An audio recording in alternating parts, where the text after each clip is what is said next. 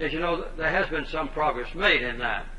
And now, of course, the big altercation is that there are 1,200 people in Hong Kong that meet together, and they reserve the right, according to the recent statements by China, to approve any nominee who wants to run for the leadership of Hong Kong.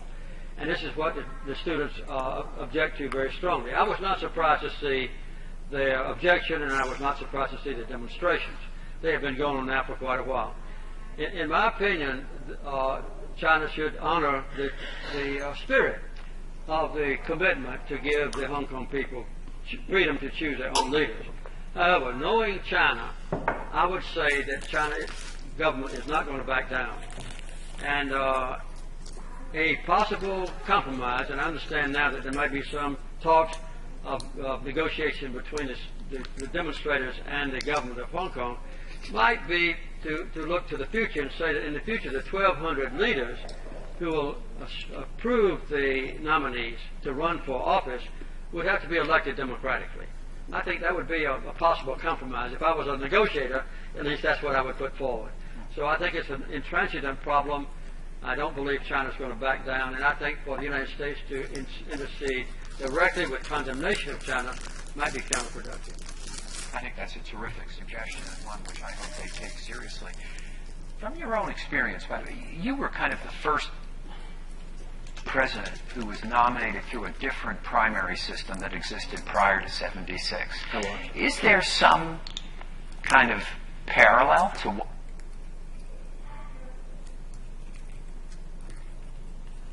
what?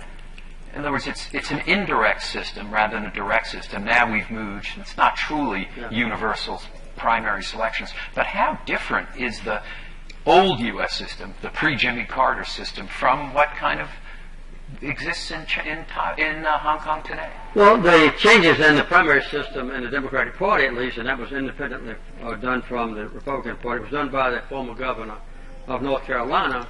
And it really democratized the choice of the Democratic nominee. And we knew about those reforms that were instituted in 1974. I ran for president in 1976. So we studied those reform procedures very secretly and very acutely and very thoroughly. And that was when I decided to run for president, because I thought I'd have a better chance under a pure democratic system in the Democratic Party itself than I would just from big shots getting to the convention and deciding who the Democratic nominee should be. So we had contested primary elections in more than 30 states out of 50, and I entered all 30 states. Most of my opponents, and there were 9 very distinguished opponents that I had, decided not to do that. They thought they could still get to the Democratic convention and negotiate for the nomination. But by the time we got to the convention, I had it sewed up. They were surprised to find that out, but what my secret was, I might say, which is not part of your question, but a big part of my answer, what was that every day during the primary season, leading up to the convention, I had 7 campaigns going on.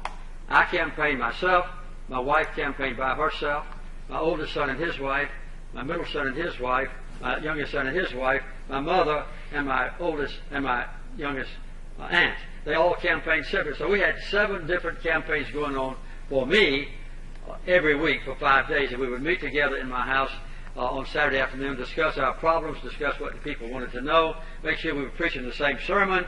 Monday morning we were back out again. So by the time my opponents woke up, I had it won. I don't think that's going to happen in Hong Kong, by the way. Though I think the point that you make, and is right, is that we show no tolerance for a system that is quite young, whereas it took us a few hundred years to get there. Absolutely. And it's something which I think when we look at China, we often need to kind of understand that things don't happen overnight. Well, it took us 12 years even to get a constitution. Right, of course. And we look on some countries that are trying to write a constitution after 1 year with condemnation. Joshua in Bloomington, we'll move a little north. The establishment of diplomatic relations with China during your presidency was a major victory and historic milestone. However, this also left Taiwan without representation in international bodies such as the United Nations. What solutions can you suggest for preserving Taiwan's robust democracy especially in light of recent events in Hong Kong, that might deter Taiwan from willingly reconciling with the mainland? Well, I was very careful when I was negotiating with Deng Xiaoping, and this is a major delaying point. It was a major, I'd say, difference between me and Deng Xiaoping. I insisted for two things. One, that we would honor our treaty commitments to Taiwan, which gave them a 1-year notice for any termination of the treaty agreements, and also that I told Deng Xiaoping that we would continue to have full trade and commerce with Taiwan, and that we would sell Taiwan defensive weapons only.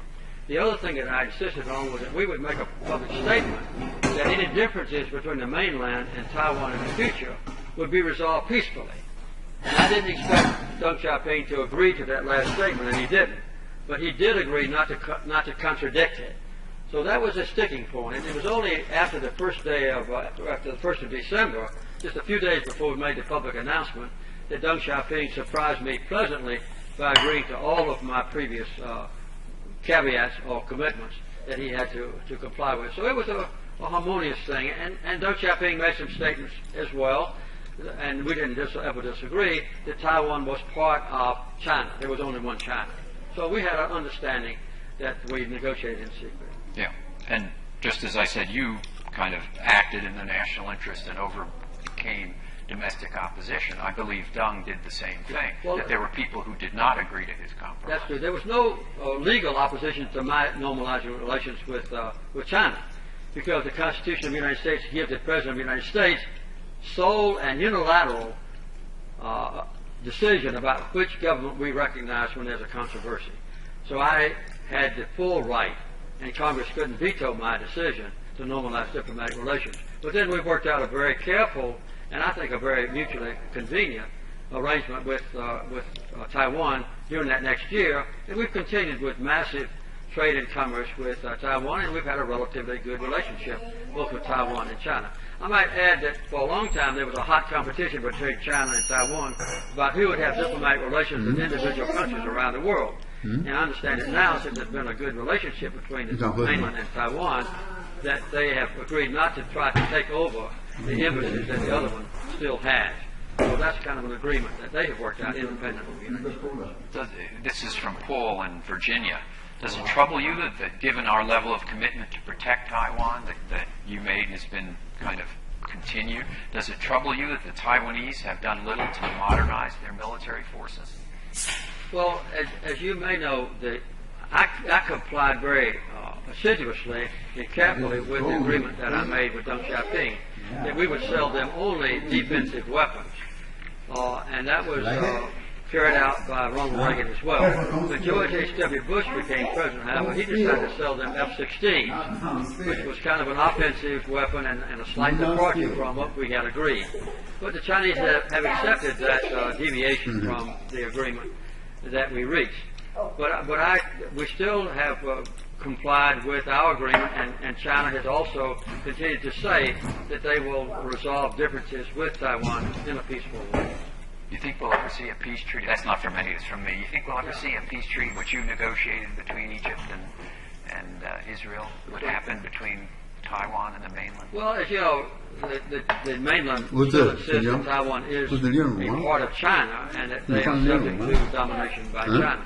But I think in the last few years, with a friendly regime elected democratically in Taiwan, they have seen it to be their advantage to get along well with China. So there's a massive economic investment by Taiwanese in mainland China, and trade has increased enormously. So at this point, at least, there's still a very harmonious relationship between the mainland China and also Taiwan. Continue north to Japan. Oscar in Reno, Nevada asks, President Obama announced in April, assuring Prime Minister Shinzo Abe that the United States would defend Japan on the dispute over the Senkaku Islands with China. Do you believe the United States should intervene in a territorial dispute beyond our borders amidst the growing crisis we face in the Middle East? To put some, to slightly amend this, is President Obama, when he visited Japan, for the first time, an American president said that the 怎么拿手他就 Zimbabweans 用来乱 are 打？ under Article 5 of our What are they doing? Mutual Defense Treaty. So I assume that's what the questioner is asking. You're using the Japanese name for the islands. There are two different Yeah, names. Diaoyudao. I used Diaoyudao. He used Senkaku. Yeah, okay. But I've talked to the Chinese leadership about this issue, including Xi Jinping, I think 2 occasions. And my assurance from him is that the differences between China and Japan will be resolved bilaterally and in a peaceful way. If there should be a war that broke out between Japan and China, which I think would be a horrible tragedy, the United States is bound by treaty terms to intercede on behalf of Japan, which would mean, in effect, a third world war between the United States and China. And my dream is, and my hope is, my prayers are, that this will not happen. I don't think it's going to happen. I think both Japan and the United States and China all realize the serious nature of going to war over 2 little islands. And when you fly with an airplane, you can see all the islands at one time. You can take a picture of the whole thing on one photograph. So it's a very tiny thing. And I think in the recent months, both countries have been cautious about performing any sort of an effort that would bring about a direct military 大是什么？大 confrontation. 的合作。 As you know, this altercation had been avoided for decades between China and Japan. Both of them claimed sovereignty over the islands. When the mayor of Tokyo decided that he would, in effect, buy the little islands and make it into a resort area for Japanese only, and that precipitated a problem in which the Japanese Prime Minister had to intercede, and I think that has been the cause of the issue. My hope is that they'll just both continue to claim sovereignty, but neither one will take action to exert their control over the islands to the exclusion of the other. Correct history. This is from a member of the audience right here at the Carter Center. China has already invested a great deal of resources into Africa. Meanwhile, the U.S. exhibits reluctance to do the same. What are China's motivations, and how will the U.S. approach to African countries be affected by increased Chinese involvement? Well, one of the remarkable things that happened in December of 1978 was we announced on December the 15th that Deng Xiaoping and I would normalize relations on the 1st of January. 3 days later, and very closely aligned with that, was Deng Xiaoping's statement on openness and reform, which meant China would open itself much more aggressively to the outside world, which they hadn't done before, and they would reform completely the economic system and even the political system within China. And after that, China began to extend its diplomatic relationships to countries all over the earth. The Carter Center has had programs in 80 different countries, and my wife and I have visited more than 145 countries. And everywhere we go now, no matter how tiny the country might be, there's a very strong Chinese presence there.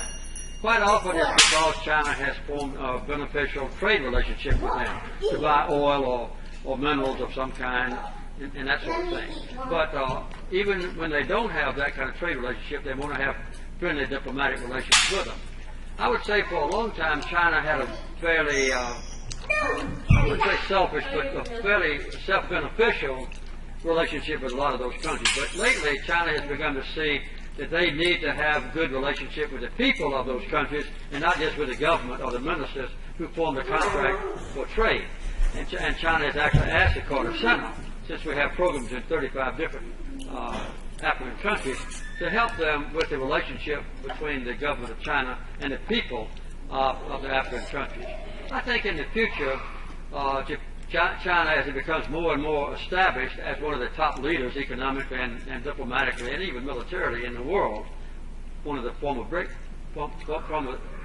countries, that China will begin to take a more responsibility to see that the world is stable and that wars are prevented and that local altercations that might lead to conflict like going on in North and South Sudan right now should be ironed out. And I think China will become more and more involved in trying to ease tensions and use their diplomatic influence in those countries to preserve and promote peace and stability. Certainly their participation in UN peacekeeping efforts is quite significant. It is. Thousands of Chinese I might add, to surprise some of the audience, that there are over 1 million Chinese now who live permanently in Africa.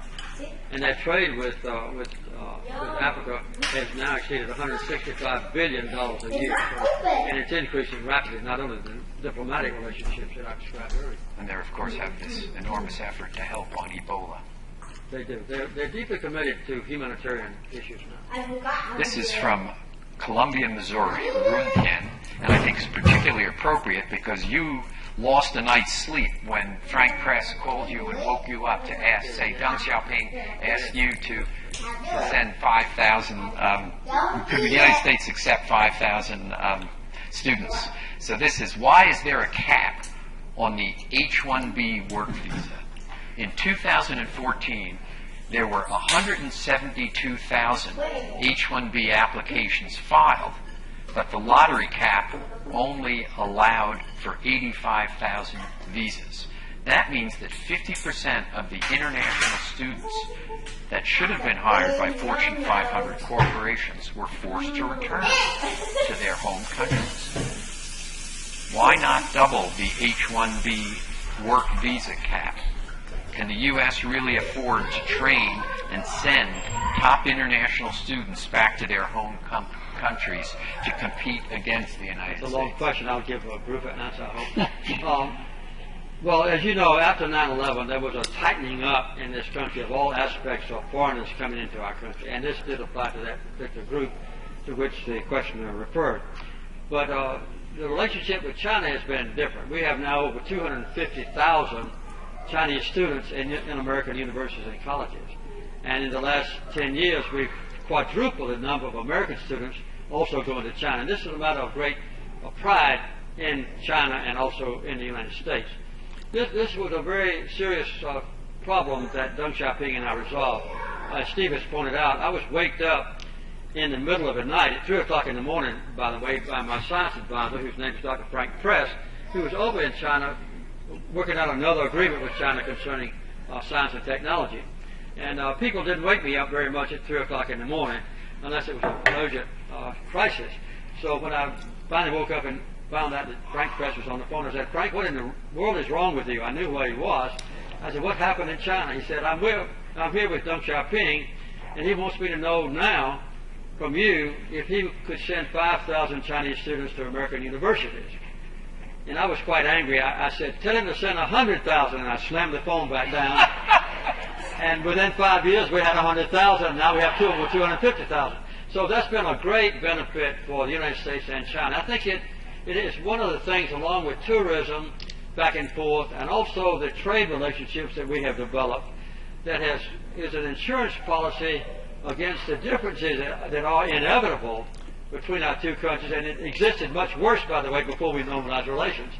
To let those differences cause us to get into a contentious element of resurrecting the Cold War. We're not going to do that.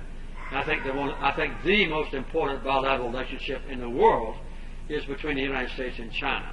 It's not only brought 35 years of peace and stability in Asia, but it's also improved trade and commerce and the prosperity of Chinese people and America. As you know, with that increased trade and with the economic freedom in China now, 500 million Chinese that were previously in poverty have been brought out of poverty. They still have a long way to go, but they're making good progress. Here's a short one to make up for that long one. Andy in Topeka, Kansas. It's beginning to sound like your primary. Xi Jinping has been actively promoting the Chinese dream. President Carter, in your opinion, what is the Chinese dream and what is your dream for China? Well, I've heard Xi Jinping, I've read some of his speeches where he uses that phrase. I think part of it is to cement his relationship with the Chinese public by giving them an ideal vision of what China can be in the future. It's just like the American dream and the Chinese dream. It has some negative effects, perhaps, because it tends to promote nationalism and the belief in China that everything we do is okay and what the rest of the world does is wrong. That may sound very familiar to American citizens, because that's what we've done for the last 200 and some years. The American dream is right, and if anybody contradicts it, they're wrong. But I think this has precipitated a feeling among Chinese and American people that the others can't be trusted. When I was in China on my last visit for 10 days that I already mentioned, we had a poll result, I think by Pew, I'm not sure about Pew Foundation, but anyway, only 10% of the Chinese people believe that the United States can be fully trusted. 10%. And only 25% of Americans now feel that China can be fully trusted. And that creates a problem that has to be resolved, I'd say, by the actions and the words, public statements of our two leaders.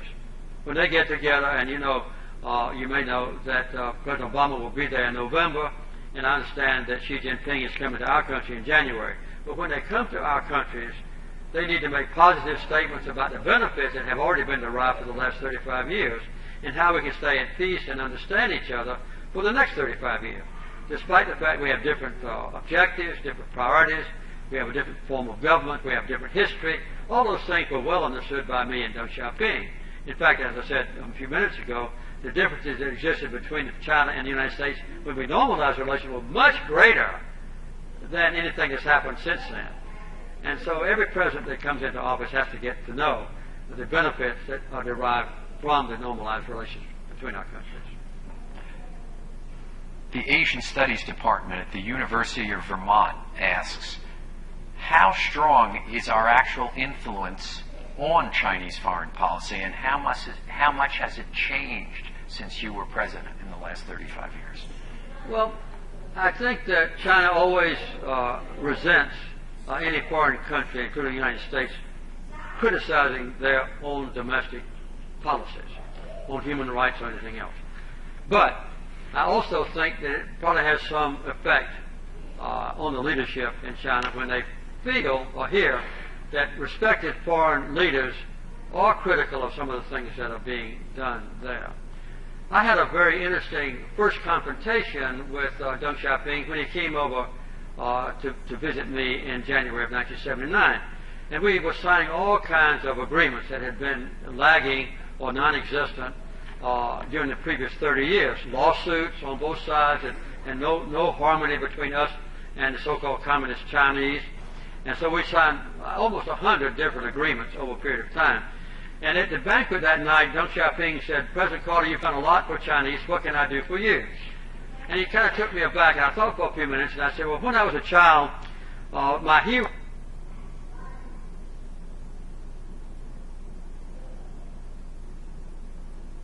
in the world were the American missionaries who went to China. And when I was a child, I gave 5 cents a week to help build hospitals and schools for Chinese children. And now you're a communist and atheist regime, and I know you don't permit Bibles to be distributed in China, and you don't permit freedom of worship, and you don't permit missionaries to come. I wish you'd change those policies. He was kind of taken aback by my request. He said, I'll have to let you know later about that. So the next day, as a matter of fact, he got me by myself, only he and I and interpreters were there. He said, I've decided to comply with 2 of your requests. In the near future, the next meeting of the National People's Congress, we will guarantee freedom of worship in China for the first time in 30 years. And we will let Bibles come back into China without restraint. But we will not let American missionaries come back in, because they acted as superior to Chinese. They lived like kings compared to most of our poor people, and they also tried to change the culture of China. So they have their so-called 3 selves. But when Rose and I went over in 1981, freedom of worship, we went to a church in Shanghai, and they had to have 5 services every Sunday to accommodate the enormous crowds that came in. And they are now they are the leading country on earth in the rapidity with which Christianity is growing. They're the #1 growth country on earth in the number of Christians, and they have unrestricted distribution of Bibles. So that's the kind of thing that the Chinese will accommodate if they can do it within their own time limit and within their own still sovereignty to make their own decisions. By the way, Rosalind has been mentioned many times, and I'd just like to say she's with us tonight, and we're welcome you to be here.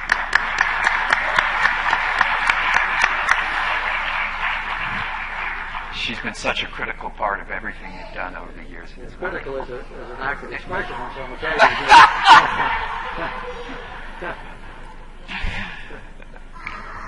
Zach, but when she criticized, I listen. That's right. You should say you think negotiating with Deng is a problem. Zach at DePaul University asks, what will China's reaction be if North Korea continues to advance its nuclear program?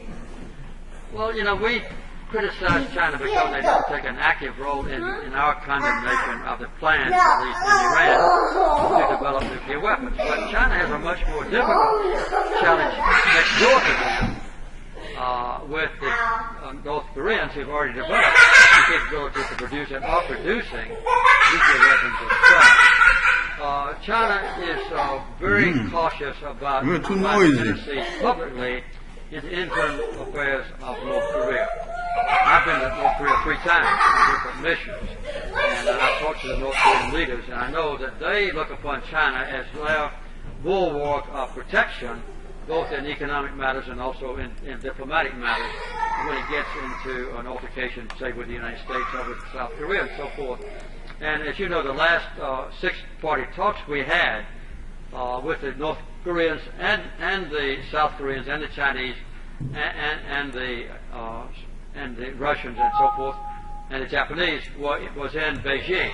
That was before President Obama came into office. I would like very much to see the 6-party talks resumed so that we can negotiate with the North Koreans in the presence of the Chinese and others who are interested in the future of North Korea. And I hope that will be done in the near future. But I think the North Koreans on many occasions have asked me to come over to bring messages from Pyongyang to Washington. I've done that on a few occasions, but that avenue is now closed. So I think in the meantime, China has some influence in North Korea, I would say, but limited influence, and they don't want to stretch their relationships with North Korea to so severely that it will sever or cause a direct rupture of relations. This is from Lizzie in Philadelphia.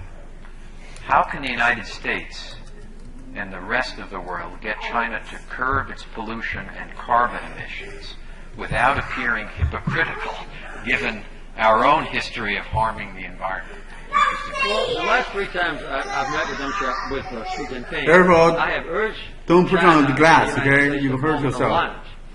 On the 15th of January, as you may know, all the nations in the world will have to present a plan to the United Nations on what we will do to curb global warming and to deal with climate change. And the 2 greatest polluters on Earth right now are China and the United States. The United States represents the industrial world, China still represents the developing world, and if we could reach an agreement, even when President Obama visits China in November, and come out with a common approach to what we will do about curbing carbon dioxide emissions and others. Don't put on the green at the window, you then we break it. I think India would follow suit, I think European countries would follow suit, and other major important countries like Russia and Brazil and South Africa and so forth will go along. So this is a key to the resolution of a tremendous impending problem with global warming. It's for the United States and China to take a joint position on what to do. William at Emory asks, how do we get out of this escalating and dangerous cyber war between the United States and China? I don't know any secrets now since I've left the White House, but I would guess that both countries are utilizing the access to the internet and the cyber espionage pretty much on an equal basis. I don't know that for sure. I'm just saying that, but I know that the Chinese have been condemned by the United States. At least 5 officials in China have been condemned for penetrating American internet capabilities and stealing information that might be beneficial to them, at least economically, and perhaps even militarily. I think the thing that can be done is to increase our efforts to make our cyber capabilities secure from penetration. That's the best way to do it. I don't know if it's possible or not, but since we're equally culpable, in my opinion, I don't know that we can do anything to resolve the issue, except we can. I think even if we worked out an agreement between two presidents, they will not indulge anymore in cyber warfare. That would not deter the corporations in China to still have cyber penetration for corporations in America that might give them economic secrets of benefit. So I don't think it'd be possible to do away with it altogether. Yeah. What President Obama says is that the use of the government to hack into U.S. companies and then to turn that information over to Chinese corporates is where he argues. He says he understands that they will hack into the Pentagon and others, and we do the same to the Ministry of National Defense. That's the tough issue. Well, I would guess that some of our National Security Agency computers are safe. I don't know that for sure, but I think if the corporate world, if the top corporations in America would do the same, and our security agencies would share that capability with them, that might be one way to deter it. But I think that as long as we are vulnerable, we're going to be penetrated. And I would guess that Israel and the European countries do the same thing to the United States, but we resent more when China does it. Interesting. Sarah from Twitter asks, how much of the tension between the United States and China is a reflection of domestic politics in both countries? Well, I don't know anything about American domestic politics, but and as you know, there's not any open and free elections in China. That's evolved through the Communist Party over a long period of time, sometimes as long as 10 years. And for a Chinese leader to become president, he or she would have, meaning he would have to prove themselves at the local level and then at a larger city, maybe as a governor of a state and then the manager of a region, and then they work themselves up and prove themselves on the way, whereas our politics are open. But quite often, even between Richard Nixon and John Kennedy, there was a debate about the two little islands between Taiwan and the United States, as you remember, between Taiwan and the mainland. And I think when most Americans run for president, they find it convenient to blame economic problems in America on unfair trade policies in China. And so it's natural to do that. And as you know, the Congress and even the president in the last election condemned some of the Chinese corporations that make cell phones and that even make windmills, as you know, as intruding on the security of America, and that aggravates Chinese. When I was over in China last time, I had sessions with 4 different university campuses, and with one high school group on Skype that included a high school class in New York City and also in Canada. And one of the most frequent questions I got was President Obama's recent statement that the Chinese have been free riders for the last 35 years. And every household, I think every student in China knows that President Obama has accused the Chinese of being free riders. That is, that their technological development and so forth, that military development has been based on stealing secrets from the United States. And this is the kind of statement that doesn't happen on either side. So I think that there's some maybe fault on both sides of using the other country as kind of a excuse or target to blame our problems on them. I hope that will end. And I think the more that we can communicate directly at the presidential level and then have those meetings be harmonious and share that harmony with our own people when they get back home, that's the best way to address it. Landon from Louisville asked if ISIS, Ebola, Crimea can be a potential for proactive U.S.-China cooperation, not for an area of tension. Well, I don't think there's any doubt about that. The Chinese have very great investments, diplomatic and economically, in West Europe and Western Africa, and of course the United States has great interest there too. And I don't know of any disharmony that exists now between China and the United States. That this is an issue that must be addressed aggressively. as far as contributing funding to the $2 billion that has been allocated for this purpose by the United Nations, I think both China and the United States will contribute equally. So that at least is an in the right way for China and the United States to cooperate.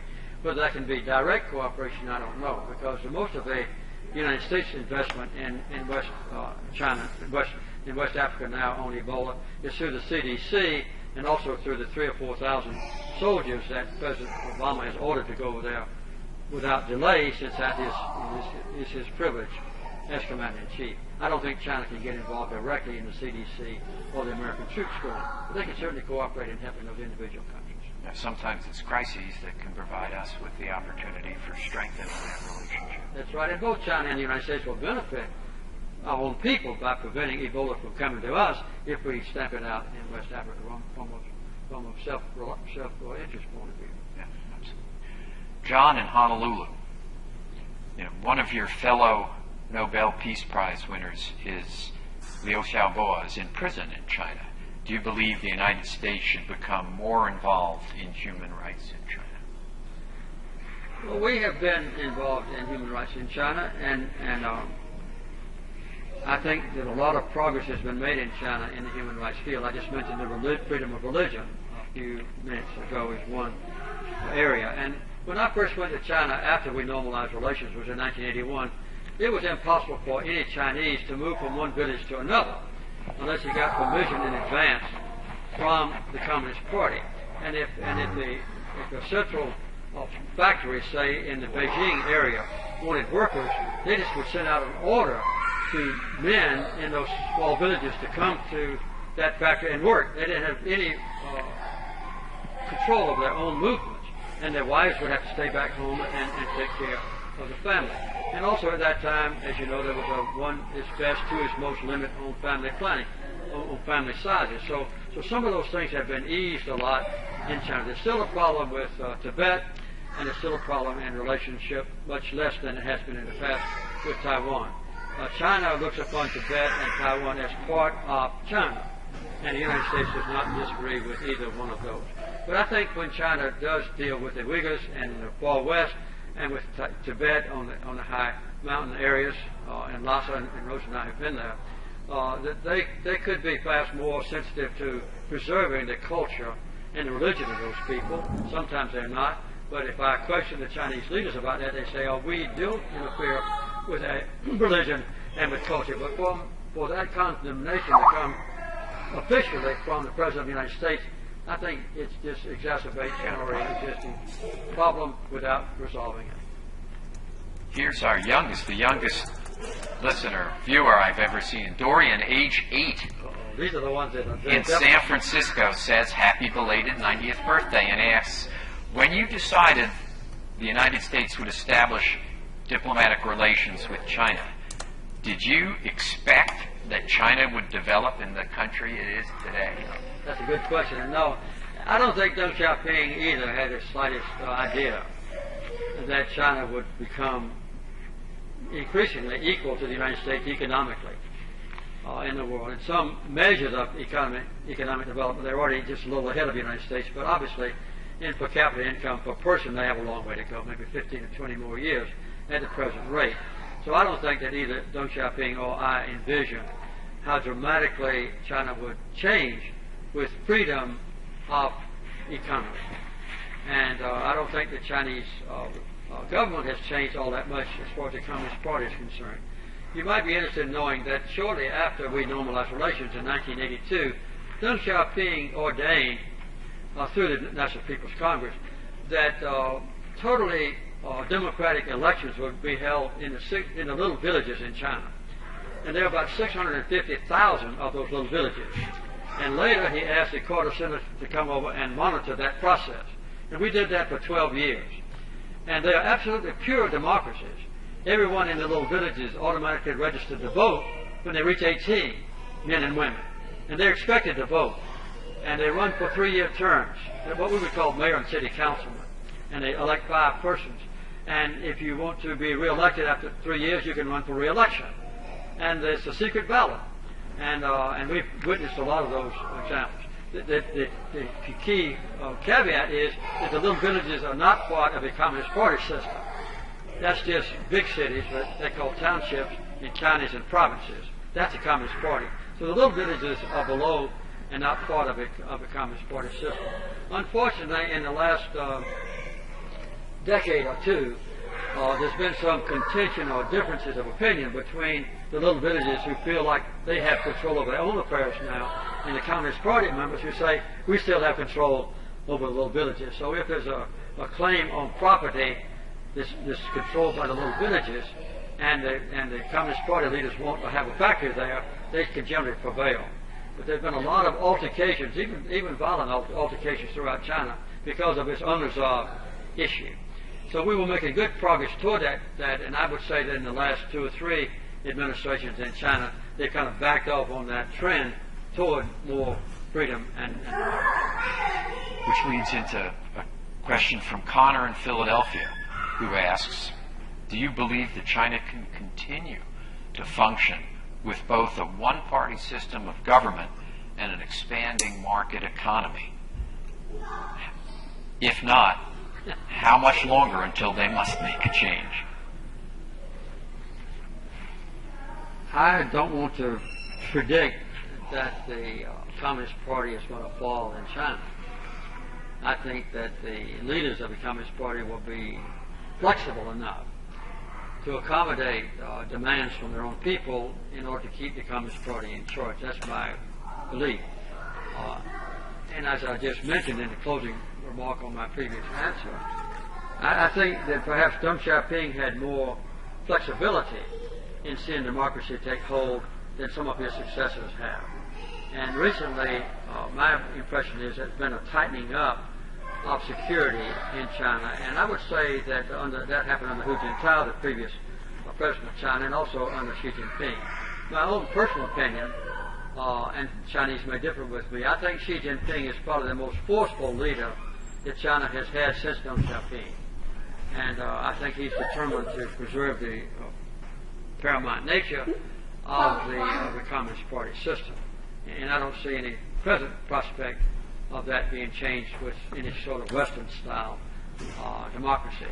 And you notice from the public opinion poll that I quoted to you earlier that his emphasis on the nationalism and sovereignty of China and the worth of the present political and economic system creates doubt about America, because America is understood by many Chinese to be trying to restrict China's development economically and politically and militarily, and to restrict the progress that's being made in China, which I think is false, but it's a belief that has been engendered in China.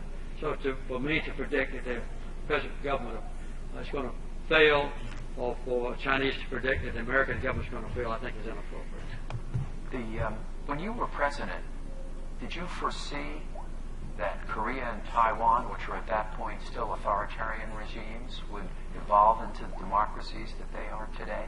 And is there some parallel to what we see in China?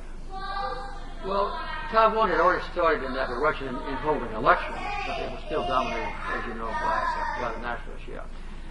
And when I was president, South Korea was also a dictatorship. Right. President Park was the leader of South Korea when I made my official visit there, and he was quite domineering and had all the trappings of a dictator. He was assassinated the last few months of my administration by, I think, Deng, who went in and killed and had Park killed. So that was a transfer from one dictatorship to another military leader. And it's been since I left office that South Korea has moved toward democracy. So I would say, no, I did not anticipate those changes. And the question really I often wrestle with is the foreseeability of these. Since the days working for you, watch these countries evolve into real democracies. It wasn't. I lived in Taiwan. I didn't predict that. I don't think that anybody anticipated this. Right. But I think we've had a very harmonious relationship, so far as I know, with Taiwan since the normalization. Yes, I think that has been, that was the most difficult part when you proposed the Taiwan Relations Act. That was extraordinarily controversial in the Congress. Ultimately, a piece of legislation emerged which was accepted, which was great. CJ in Vermont. I came to the United States 8 years ago for my Ph.D., and I now work for a U.S. company. It seems that a lot of U.S. news outlets portray the United States and China as enemies. I believe this portrayal does not accurately reflect how the majority of Chinese people feel about the U.S. or U.S.-China relations. As a result, this creates misunderstanding and mistrust. How can we help more Americans learn about the real China and the hopes and concerns of Chinese people in order to improve mutual trust between our countries? Well, as I mentioned earlier, there's a great deal of feeling on both sides among the people, I think greatly swayed by the media, that the other side can't be trusted. And that's an area that has to be addressed, I think, foremost by the leaders themselves. And as you know, Xi Jinping and President Obama had a very harmonious relationship in Sunnyland, California, kind of in their shirt sleeves and so forth before, and I think good results have come from that. I think when President Obama announced that they were going to increase our involvement in the Pacific Ocean area, that caused some consternation and doubt in China as well. As a matter of fact, I don't think there was any substance to it, because the United States has been deeply involved as a Pacific power for the last 100 years or more. And we have ties of friendship and alliance with many countries in the Asian region long before President Obama became president. Just look at Australia and New Zealand, and go up the coast of Singapore and to the Philippines and South Korea and Japan and so forth.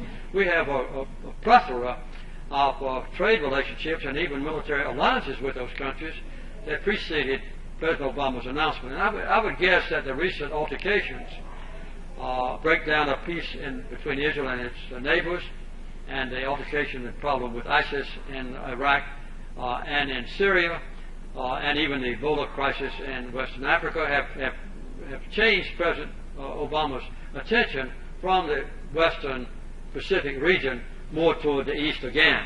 So international events will probably determine that rather than a decision made by the President. And what should he do when he visits there November 10th to 12th? Well, change the rhetoric? Well, I would like for him to explain to the Chinese people what he meant by free riders, because that's a burning issue. And I think that he might say, I'm not trying to write his speeches for him or anything, that would be presumptuous, but just explain what he meant by it, not a condemnation of the Chinese people, and still praise their economic advances that they made on their own initiative, and just say that in the future we need to be equal partners and benefit from what's learned in other countries. That's something of that kind.